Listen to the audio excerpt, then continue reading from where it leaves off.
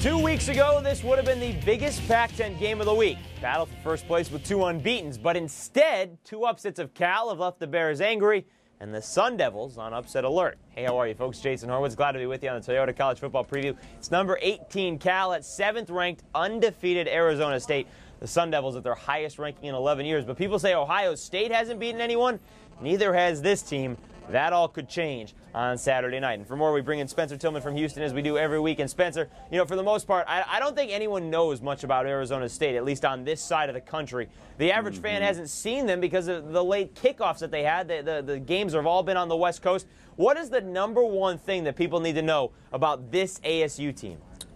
Well, the head coach. I mean, they may not have been able to see them because of the time difference, but everyone knows the name Dennis Erickson. I mean, he's a reclamation specialist, whether it's at Miami, Oregon State, wherever he's gone, he's had tremendous success in reclaiming teams to past glory, and in some cases, getting them there in the first place. So, you know, I'm a firm believer that players play the game. You've heard me say that time and time again, and it's true that more often than not, skill decides the outcome of any contest. But in this particular case, the climate was set for Dennis Erickson to come in with a team that already had a measure of talent. It just needed some organizational structure. So Dennis Erickson is the difference maker there for them as a coach. Now, part of that talent is quarterback Rudy Carpenter. He's having a bounce-back year after struggling last season after being named the starter over then-incumbent Sam Keller, who has since transferred and is playing at Nebraska. But one thing Erickson doesn't have is his starting running back. How big of a loss in your mind is Ryan Terrain, who's out with a fractured bone in his foot?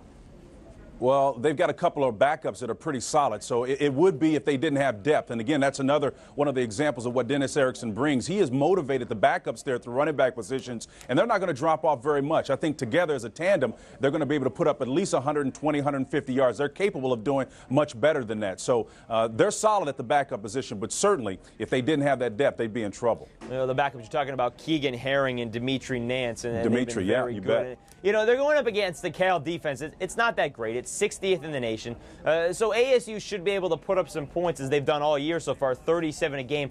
But Arizona State's defense is very good, too. They're fourth best against the run, and Cal is coming off a game in which it had a season-low 67 rushing yards in the loss at UCLA. And afterwards, there were some problems, some words said. Deshaun Jackson, the star wideout, questioned the play call. Jeff Tedford, the head coach, he had a private meeting with his wide receivers. Are they the key to this game? Do they have to get the ball for Cal to win? Well, I think the receivers are going to have to do it, but Jeff Tedford is one of the brightest minds in terms of understanding, along with Rich Rodriguez at West Virginia, understanding the distribution of space on the field and getting the ball in the hands of playmakers. But right now, this is a team that has problems beyond the field. I mean, they squandered a #1 rated opportunity, of course, in the debacle to Oregon State, and that was problematic because they were sitting in the catbird seat in the #1 slot in the nation. So they've got bigger issues. That team cannot afford to lose another game at this point. They've let their conference down as well.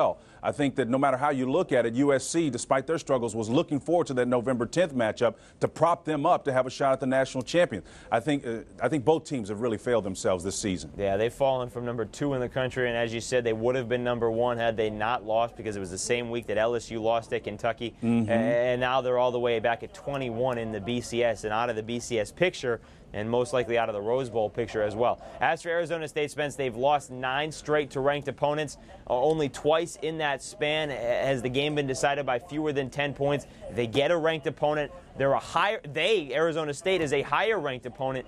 Does that change on Saturday night? I'm not giving up on the teams that are running what appear to be running the table right now. I like Dennis Erickson. I like what he's got at quarterback. I even like, despite the fact his backup situation running back is a little bit precarious, I like them to go on and remain undefeated. So at Arizona State, I'm going with them. I will agree with you on that one as well, because what is this week? We agree on everything. That hasn't happened at all. Man, what's going on? Unbelievable. The game is set to be sold out as well, and that doesn't happen that often in Tempe. Spence, we will talk to you Saturday and on the College Football Today. Okay, Jason, we'll see you. Sun Devils have lost 4 straight to the Bears, and none of those games have been closer than 17 points. That on the line as they try to stay unbeaten at home Saturday night beginning at 10:15 p.m. Eastern. For more on this game or any other, be sure to stay with CBSSports.com. Watch everything else on the CBS Audience Network. For Spencer Tillman, I'm Jason Horowitz. Take care.